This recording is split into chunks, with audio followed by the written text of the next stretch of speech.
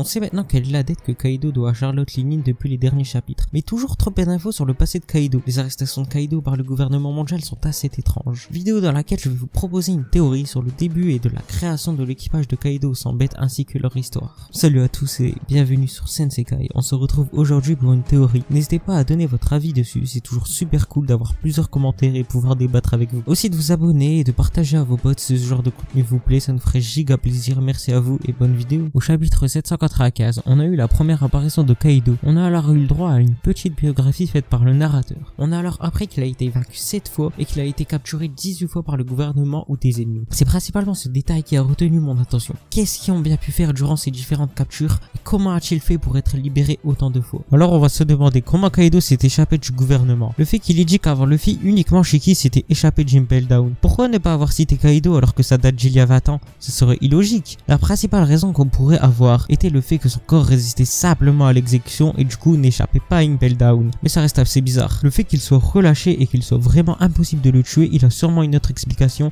et j'ai une idée assez précise sur ça. Où Kaido pourrait-il être emprisonné autre part qu'Impel Down? Tout simplement emprisonné à Punk Hazard. Après tout, comme on l'avait vu avec Barbe Brune, ils utilisaient déjà des prisonniers pour mener leurs expériences. Autre argument, au chapitre 964, Barbe Brune a mentionné le fait que c'est Vegapunk qui a mené une expérience sur le dragon présent à Punk Hazard. On aurait largement pu deviner en avance que Kaido avait un rapport avec tout cela. On apprend alors une toute nouvelle information récemment avec les derniers chapitres. Le 1007, on a le droit à un petit focus sur les CP0 en nous disant que le Vegapunk a extrait son facteur de lignée et a fabriqué à partir de ça un fruit du démon artificiel. On comprend alors que le docteur Vegapunk menait des expériences sur Kaido pour essayer de reproduire son fruit du démon. Mais pourquoi se focaliser sur le fruit du démon de Kaido? Je ne vais pas trop m'attarder dessus, mais on ne connaît sûrement toujours pas toutes les capacités de son Zoan qui a vraiment l'air hyper cheaté. Actuellement il y a encore beaucoup de mystères sur Onigashima et tant que l'arc est pas fini, il nous restera encore plein de mystères. Ensuite, pourquoi Kaido s'est-il fait arrêter 18 fois? L'explication logique est le fait qu'il ait tenté de s'échapper plusieurs fois, mais il a toujours été retrouvé. Comment a-t-il pu s'échapper alors? Ma théorie la plus probable serait qu'il ait reçu de l'aide. Mais de l'aide de qui? La réponse, un des assistants de Vegapunk et sûrement le directeur de prison des labos de Punk Hazard, oui, Queen et King. Je vais détailler un peu plus comment se sont-ils sûrement rencontrés. Commençons par Queen. Dès sa première apparition au chapitre 925, on a compris que Queen était un scientifique. On le voit manuler avec un bras mécanique. Ensuite, au chapitre 948, son passe-temps favori sont les armes à mécanisme et les virus. Ensuite, pour les virus, il en a reproduit à plusieurs reprises et encore actuellement à Onigashima. Au chapitre 995, Queen semble montrer un certain intérêt au Germa 66. Quand il voit le nom de famille de Sanji, il a l'air de connaître le chef. Il a bien un rapport avec Judge et sûrement avec César et ainsi que Vegapunk. On complète alors l'équipe de scientifiques de Punk Hazard. Tout d'abord, Vegapunk en avance de 500 ans sur les humains. César qui fabriquait des smiles ainsi que des gaz. Judge qui clonait des humains. Et enfin Queen créait des virus contagieux et mortels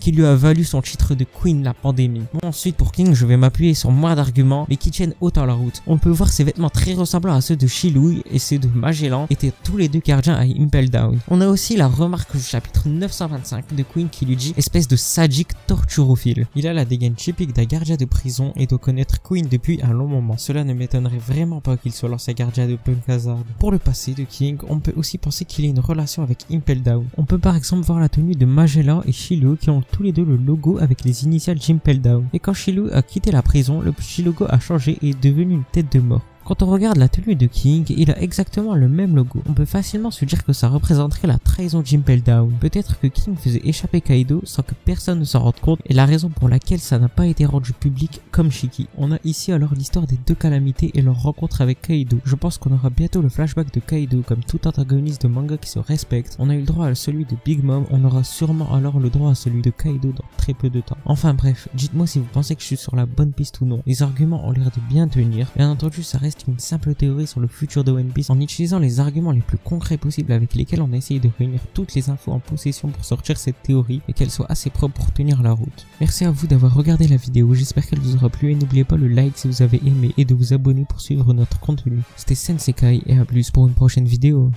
うるせえビーチだな。